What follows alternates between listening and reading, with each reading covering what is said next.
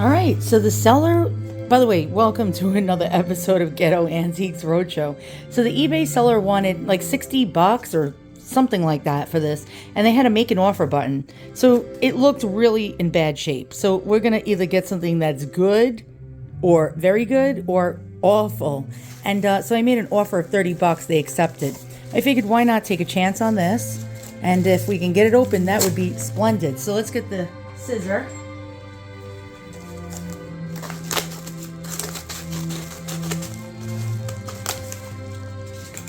And hopefully this won't be a bad buy. Hopefully it'll be a good buy, if you know what I mean. All right, and he wrapped it in a gauze pad box. Okay, there we go. All right. It's very slippery, I might add. So I'm having a little issue getting it out of the box. And let's see. Anything else in there? No bonuses. Sometimes you get bonuses. And I was hoping that this was sterling silver and something called gouache. Don't know if you can see, but I was thinking that this handle might be pink gouache. You can see really how badly tarnished this is. So I'm going to do an investigation. By the way, these are Longyear glasses or spectacles. So let's check this out. So it has a little loop here that you can attach a chain to. A lady could wear it around her neck or dangling from her waistband on her skirt. And this would pop open if there's a spring mechanism. There should be like a little button. I cannot find it, so I don't know how to open this. Let's see if there's a way to open this without breaking the damn things. And I will clean it, and I will be back to show you, because look at this. This is like really what's called a rusty old barnacle. Let's get closer. You can see that's really in bad shape. So I'm going to look for silver markings. Now, how the heck do you open these? That is the question.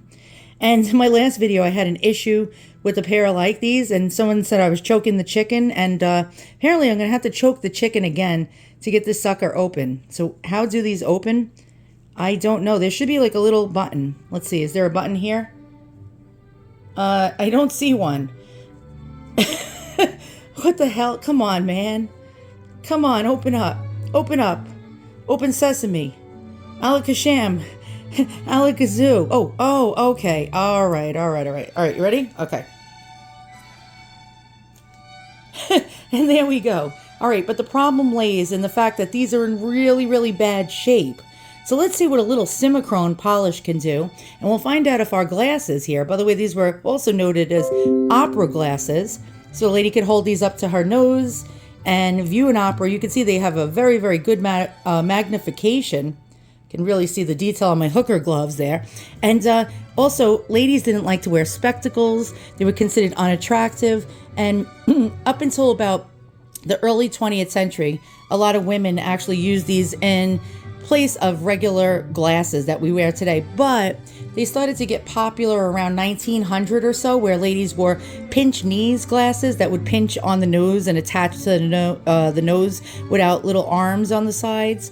But this was mostly more popular from the 1700s throughout the very early 20th century, and then it went out of favor. So let's clean it. Let's see if there's silver markings, and let's try to see if we can get an improvement here. So take a look at this, and we'll be back in a moment.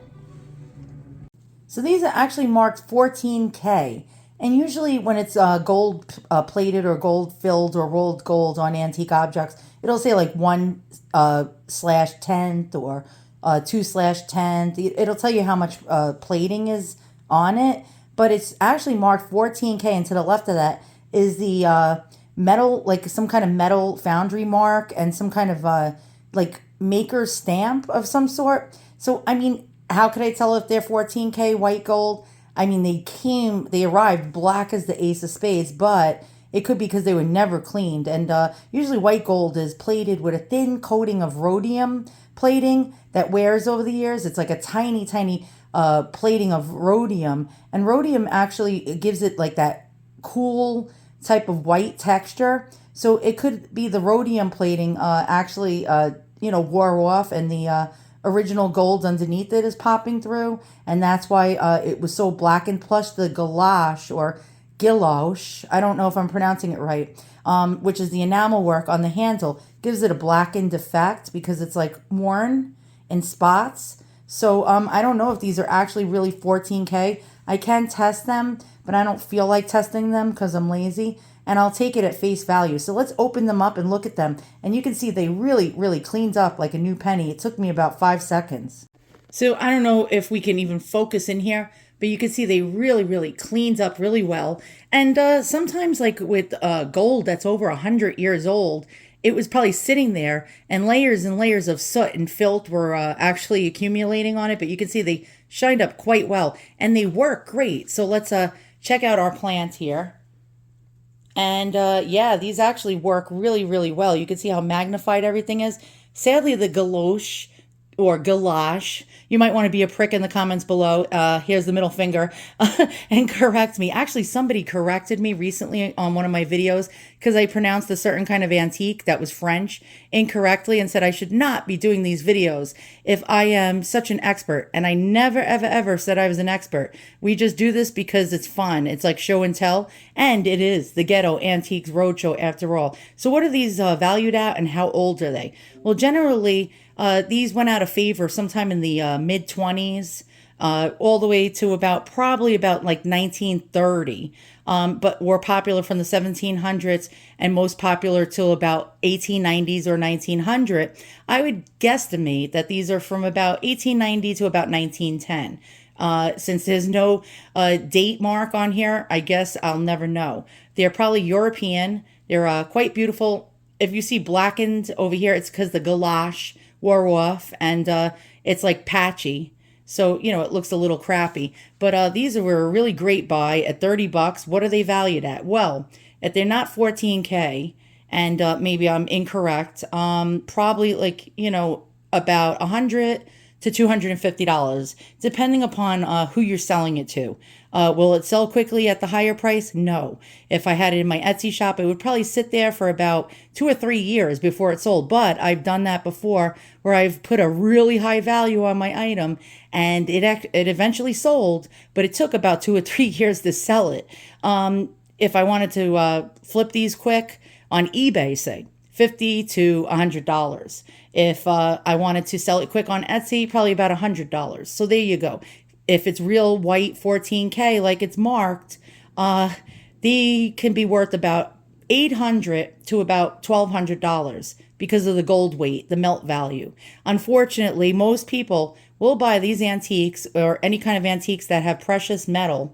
And what they will do is they'll buy it for melt value. They'll take it to a pawn shop and they will actually get these melted down. So sadly, as time goes on, any kind of precious metal antiques are going to disappear from the market because people that don't care about antiques at all end up actually selling these for melt value. And it really, really, really shocks me and makes me feel ashamed of mankind.